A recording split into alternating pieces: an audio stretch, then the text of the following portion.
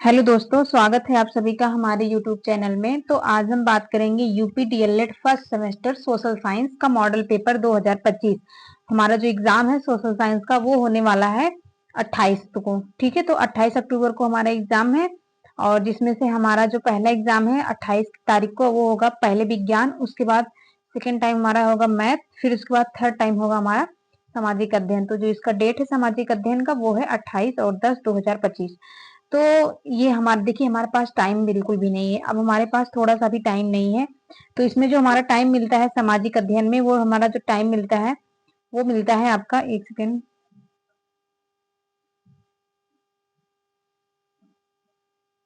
एक मिनट। तो इसमें जो हमारा टाइम होता है वो होता है 2 घंटे का, और इसमें जो हमें मार्क्स मिलते हैं, टोटल मार्क्स हमारा होता है वो 50 मार्क्स का। कितने का होता है? टोटल होता है हमारा 50 मार्क्स का। और हमें लाने कितने होते हैं? तो हमें लेके आने होते हैं मिनिमम 25, है ना। मिनिमम कितने? 25। और आप ज्यादा से ज्यादा कितना भी नंबर लेके आओ, 50 में से आप 48 लेके आओ, 50 लेके आओ, ठीक है। लेकिन आपको अगर 25 नंबर से अगर आप कम लेके आएंगे तो आपका बैक लग जाएगा, ठीक। तो यहाँ पे आपको ये बात समझना होगा कि 2 घंटे के टाइम में आप 40 प्रश्न को पूरा खत्म कर लेंगे, ठीक है। और ये जो डीएलएड का एग्जाम होता है, एक दिन में 3 एग्जाम होता है। तो इसमें जो है टाइम मैनेजमेंट का बहुत बड़ा गेम होता है। सबसे बड़ा गेम यहाँ पे टाइम मैनेजमेंट का होता है। बच्चे वस्तुनिष्ठ प्रश्न करते हैं, उसके बाद अति लघु उत्तरीय प्रश्न करते हैं, उसके बाद फिर 10 क्वेश्चन बचता है हमारा लघु उत्तरीय का। तो यहाँ तक बच्चे पहुंचते पहुंचते उन लोग का टाइम खत्म हो जाता है। इसमें का 2-3 क्वेश्चन ही किए रहते हैं, तब तक टाइम हमारा फिनिश हो जाता है। तो उसका जो कारण है वो यही है कि हमें जो है प्रैक्टिस नहीं हम करते हैं, है ना। हमारी जो राइटिंग स्पीड होती है वो मतलब तेज नहीं होती है, फास्ट नहीं होती है। तो हमें अपने राइटिंग स्पीड पे काम करना है। अब हमारे पास टाइम नहीं बचा है, खास करके जो डीएलएड फर्स्ट सेमेस्टर वाले बच्चे हैं, उन्होंने अभी एक भी सेमेस्टर का एग्जाम नहीं दिया है। वो बच्चे नए नए हैं, तो उनको एक्सपीरियंस भी नहीं है कि कैसे चीजें क्या होती हैं। तो जैसे जैसे एग्जाम आ रहा है वैसे वैसे जो है, जो फर्स्ट सेमेस्टर के बच्चे हैं उनके मन में जो है बहुत सारा डर है। और उन देखिए, जो फर्स्ट सेमेस्टर के बच्चे हैं वो नए होते हैं और उनको जो है कोई गाइडेंस, सही गाइडेंस देने वाला भी नहीं होता है। तो यहाँ पे ये होता है, एक मिनट, फिर से ये आ गया, पता नहीं आज मेरे फोन में क्या हो जा रहा है। तो चलिए, हम लोग यहाँ पे थे ना कि इसका जो टाइम होता है वो होता है 2 घंटे। और हमें देखिए टोटल मार्क्स होता है 50 मार्क्स, जैसे आप जानते हैं 25 मार्क्स लेके आने होंगे, और इससे कम लेके आएंगे तो आपका बैक लग जाएगा। इसका मतलब आपको पेपर फिर से देना पड़ेगा। तो अगर आप लोग के पास अब टाइम नहीं है, ठीक है, टाइम तो आप लोग के पास है ही नहीं। आज हो गया कितना? आज हो गया आपका 19 तारीख है ना। तो आपका जो है टाइम आपके पास बिल्कुल भी नहीं है। आप क्या करेंगे? पीवाईक्यू। आप सिलेबस नहीं पढ़ेंगे, क्या पढ़ेंगे आप? केवल और केवल पीवाईक्यू करेंगे। प्रीवियस ईयर क्वेश्चन पेपर आप लगाएंगे, वो भी 2016 से लेकर के 2024 तक के जितने भी प्रीवियस ईयर क्वेश्चन है सब आप जो है सॉल्व कर डालेंगे, ठीक है। और उसके बाहर आपका क्वेश्चन नहीं जाता है, सारे के सारे क्वेश्चन यहीं से आते हैं। 1-2 क्वेश्चन बाहर आता है, वो हर एग्जामिनर चाहता है कि वो जो है 1-2 नंबर बाहर से दे दे, पर उससे हमें कोई मतलब नहीं होता है। पर यहाँ पे देखिए जो बात होती है ना कि हमारे पास टाइम नहीं है, सिलेबस खत्म नहीं है, क्या करें क्या नहीं करें, अभी तक हमने कुछ भी नहीं पढ़ा है। तो नहीं पढ़ा है कोई बात नहीं है, आप प्रीवियस ईयर क्वेश्चन पेपर लगाइए 2016 से 2024 तक के, हर सब्जेक्ट के लगाइए, है ना। ऑल सब्जेक्ट प्रीवियस ईयर आप लोग लगाइए, इससे आप लोग का जो है 90+% आ जाएगा, है ना।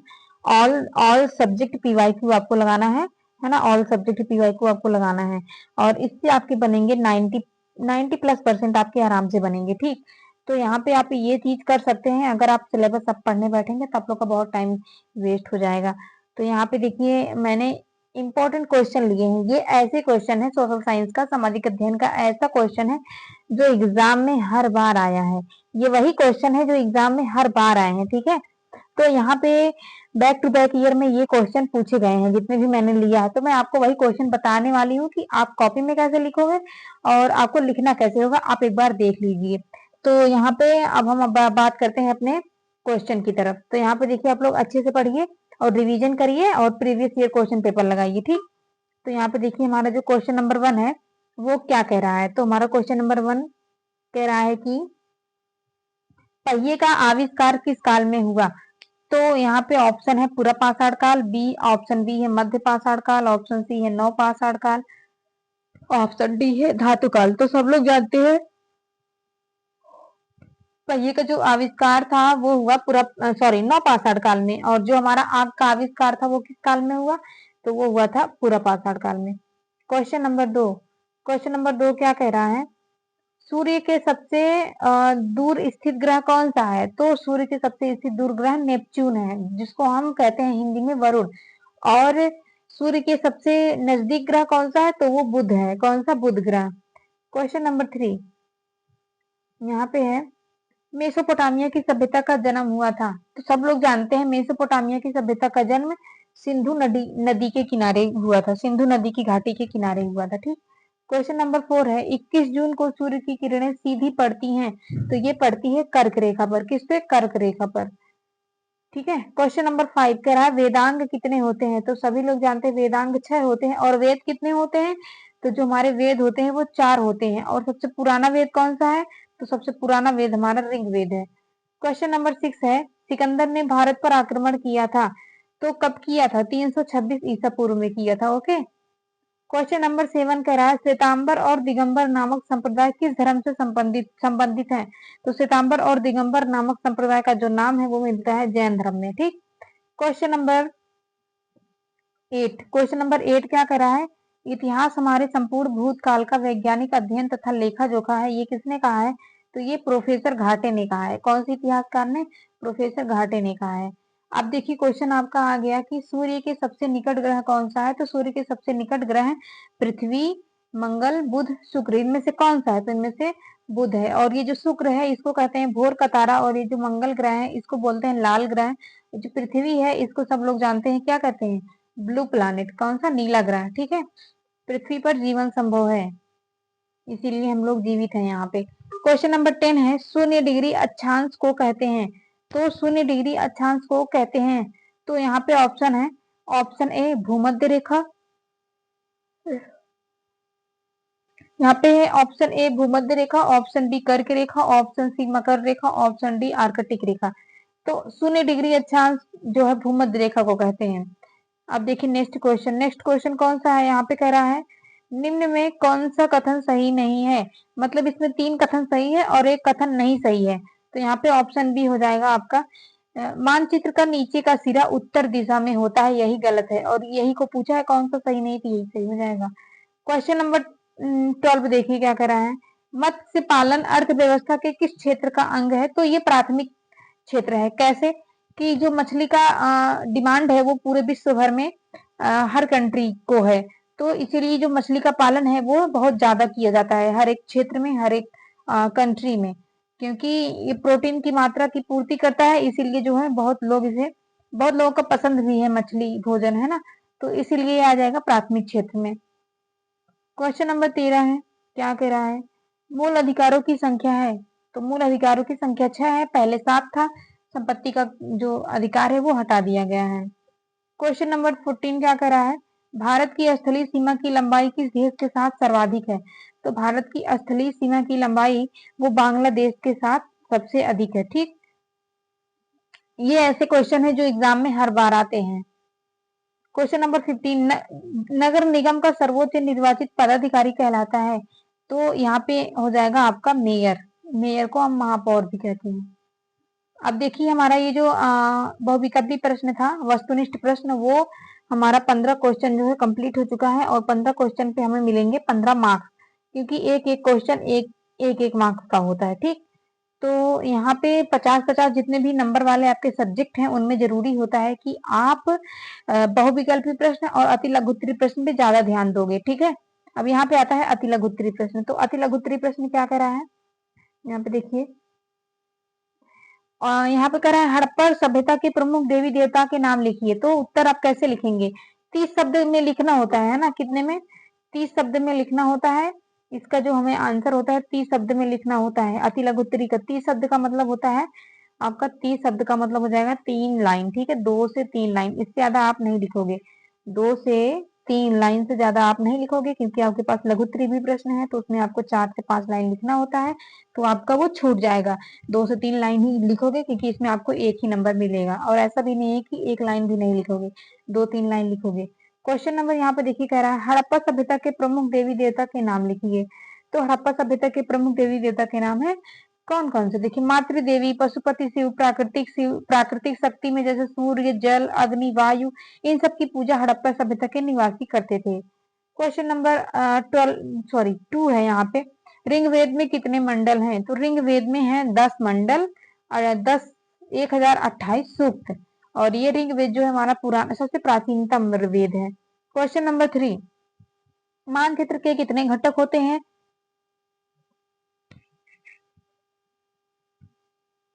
तो यहाँ पर जाएगा मानचित्र के 3 घटक होते हैं, दूरी, दिशा और प्रतीक। कौन कौन से? दूरी, दिशा और प्रतीक। क्वेश्चन नंबर 4 देखिए, क्वेश्चन नंबर 4 क्या कह रहा है, विषुवत रेखा को कौन सी नदी 2 बार काटती है? तो विषुवत रेखा को कांगो नदी 2 बार काटती है। कौन सी नदी? कांगो नदी, ठीक है। और माही जो कर्क रेखा है उसको कौन सी नदी काटती है? तो उसको माही नदी काटती है। क्वेश्चन नंबर 5, नासा की स्थापना कब हुई थी? तो उत्तर, नासा की स्थापना 1 अक्टूबर 1958 को हुई थी, और नासा का मुख्यालय वाशिंगटन डीसी में है, ये संयुक्त राज्य अमेरिका में है। और नासा का पूरा नाम जो है वो क्या है? National aeronautics and space administration. क्या नाम है? National aeronautics and space administration. Question number 6, पुरातात्विक स्रोतों के नाम लिखिए। तो पुरातात्विक स्रोतों के नाम भैया क्या है, देखिए यहाँ पे है उत्तर। पुरातात्विक स्रोतों में जैसे आपका क्या आ जाएगा, यहाँ पे पुरातात्विक स्रोतों के नाम जैसे इमारतें, घर, मिट्टी के बर्तन, मुहरे, सिक्के, धातुओं के टुकड़े और अन्य कलाकृतियां शामिल होती हैं, जिससे हमें इतिहास के बारे में पता चलता है। यहाँ पे देखिए क्वेश्चन नंबर हमारा 4 क्या कह रहा है, चीन की महान दीवार का निर्माता कौन था? तो चीन की महान दीवार का निर्माता था किन शी हुआंग था। चीन का वो राजा था, उसने ही करवाया था चीन की महान दीवार का निर्माण। ये जो चीन की महान दीवार है वो कैसी दीवार है? तो ये एक किले नुमा दीवार थी। कौन सी? किले नुमा, किले की आकार की दीवार है, ठीक है। और ये बहुत लोग कहते हैं कि ये अंतरिक्ष से दिखाई देती है, ये जो किले नुमा दीवार है यहाँ पे। तो यह विशाल दीवार मिट्टी और पत्थरों से बनी है। किससे बनी है? मिट्टी और पत्थरों से। यहाँ पे देखिए क्वेश्चन नंबर 8, यहाँ पे कह रहा है क्या कि ग्राम पंचायत के 2 कार्य बताइए। तो ग्राम पंचायत के 2 कार्य कौन कौन से वो आपको बताना है। तो यहाँ पे देखिए गांव में सड़क, नाली, पुलिया, प्राथमिक विद्यालय और स्वास्थ्य केंद्र बनाना, और दूसरा क्या है यहाँ पे गांव की साफ सफाई करवाना, ठीक है, गांव की देखभाल करना, साफ सफाई करवाना। और फिर वहां पे जैसे कि रास्ता निकलवाना है ना, किसी के यहाँ रोड नहीं है तो वो निकलवाना, ये सब यह सब क्या होते हैं? ग्राम पंचायत के 2 कार्य हैं। अब यहाँ पे आता है क्वेश्चन नंबर 9, सड़क यातायात संबंधी 2 प्रमुख नियम बताइए। तो सड़क यातायात संबंधी 2 प्रमुख नियम कौन कौन से है? पहला ये है कि ट्रैफिक सिग्नल का पालन करना चाहिए, और दूसरा क्या है? सीट बेल्ट का उपयोग करना चाहिए। चाहे हम जैसे अगर हमें 4 व्हीलर चला रहे हैं, 4 पहिया वाहन, तो हमें सीट बेल्ट का उपयोग जरूर करना चाहिए, और ट्रैफिक सिग्नल देख कर के हमें जो है अपना वाहन चलाना चाहिए। ये देखिए बहुत आसान आसान क्वेश्चन आते हैं, ऐसा नहीं है, अगर आप लोग एक बार भी पढ़ लेंगे तो बहुत अच्छे से आ जाएगा। तो आपको अगर आपका सिलेबस नहीं कंप्लीट है तो आप कुछ नहीं करिए, 2016 से लेकर के 2024 तक का आप जो है प्रीवियस ईयर क्वेश्चन पेपर कर लीजिए, वहीं से आपका मिल जाएगा। और सबसे देखिए जो इम्पोर्टेंट बात यह है कि आप 15 जो नंबर ये हमारा बहुविकल्पी होता है वस्तुनिष्ठ 15, और ये जो 15 नंबर ये इसके होते हैं टोटल अति लघुत्तरी के, उसी पे आपको ध्यान देना है, क्योंकि इसी से आप पास होने से भरकर ज्यादा आप इससे पा जाते हो, और इसमें आप बना के नहीं लिख पाओगे। तो आपको अगर बना के लिखना होगा तो आप अति लघु में लिखोगे। किसमें लघु लिखोगे? लघु में, ठीक है, लघुत्तरी में, है ना, जो आपके शॉर्ट टाइप की क्वेश्चन है, एकदम शॉर्ट लघुत्तरी, उसमें आप लिखोगे। तो यहाँ पे देखिए क्वेश्चन नंबर हमारा 10 क्या कह रहा है, क्वेश्चन नंबर हमारा 10 है जैन धर्म के 5 अड़ु व्रत क्या हैं। तो हमें बताना है जैन धर्म के 5 अड़ु व्रत कौन कौन से हैं। तो ये जैन धर्म से क्वेश्चन आता है, बौद्ध धर्म से भी क्वेश्चन आता है, ठीक है। यहाँ पे देखिए क्या है जैन धर्म के, यहाँ पे देखिए सत्य, पहला सत्य है, दूसरा अहिंसा, तीसरा अस्तेय, चौथा है अपरिग्रह, पांचवा है ब्रह्मचर्य बताए गए हैं, ठीक है। ये जैन धर्म के 5 अड़ु व्रत हैं। क्वेश्चन नंबर 11 क्या कर रहा है, देखिए महर्षि वेद व्यास ने किस महाकाव्य की रचना की। तो महर्षि वेद व्यास ने महाभारत महाकाव्य की रचना की। किसकी? महर्षि वेद व्यास ने महाभारत महाकाव्य की रचना की। तो यहाँ पे देखिए यह एक महान संस्कृत महाकाव्य है, अपने मन से जोड़ के एक लाइन आप इसको लिख देंगे तो एग्जामिनर जो है अच्छा नंबर देता है।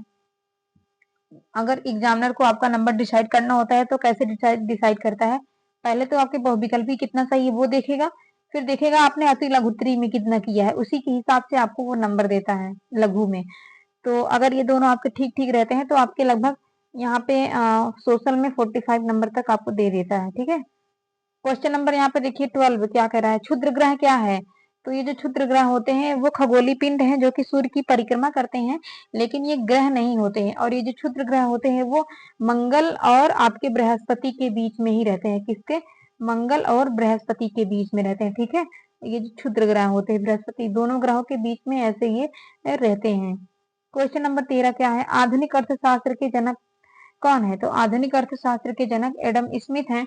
इन्होंने 1776 ईस्वी में द वेल्थ ऑफ नेशन नामक क्या लिखा था, पुस्तक प्रकाशित किया था। क्वेश्चन नंबर 14, भारत के दो द्वीप समूह कौन कौन से हैं। तो सब लोग जानते हैं दो, एक है अंडमान निकोबार द्वीप समूह जो कि बंगाल की खाड़ी में है, और दूसरा है लक्षद्वीप समूह जो कि अरब सागर में है। ठीक, कौन कौन से, अंडमान निकोबार और दूसरा लक्षद्वीप समूह।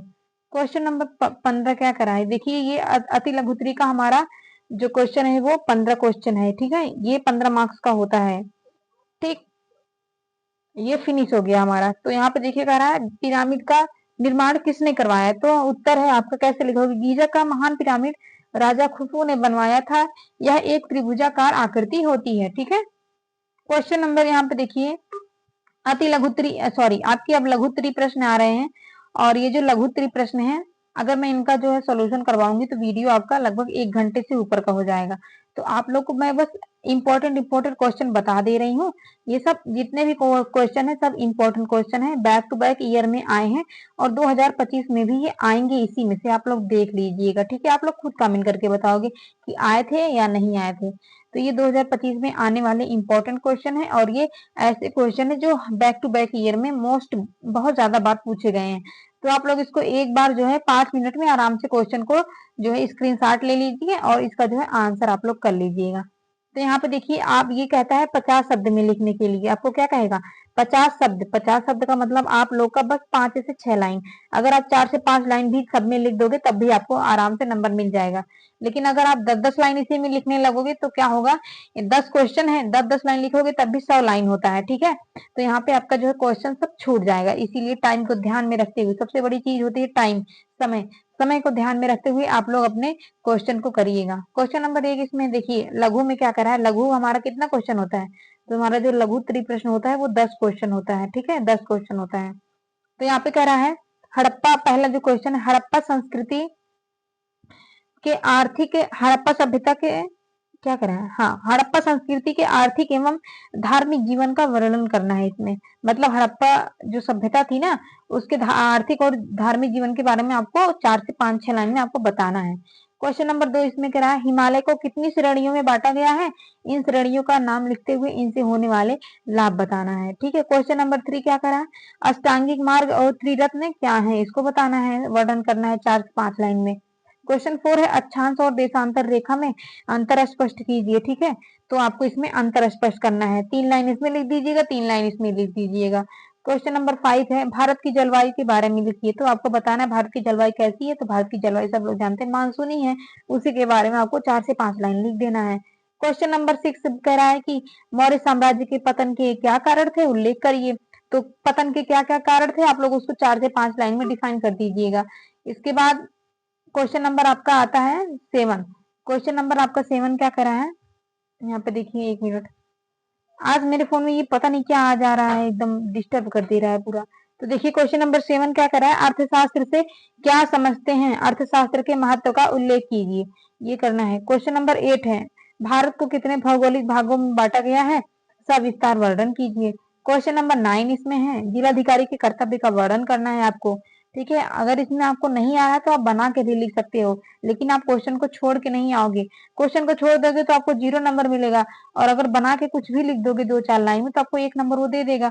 तो अगर आप 10 क्वेश्चन छोड़ोगे, इससे बेटर है 10 क्वेश्चन का आंसर अगर आपको कुछ भी आ रहा है तो आप लिख दीजिए, आपको जो है 20 नंबर ना सही 10 नंबर तो देगा ही ना वो।